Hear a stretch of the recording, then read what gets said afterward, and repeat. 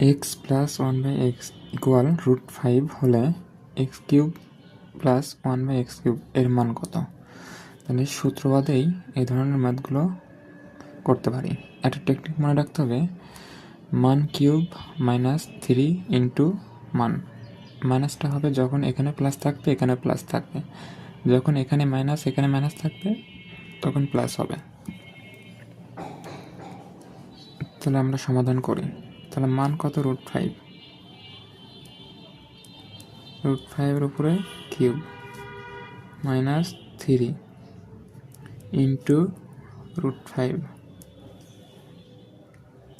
√5কে cube করলে 5 √5 -3 √5। 5 √5 থেকে 3 √5 বিয়োগ করলে 2 √5।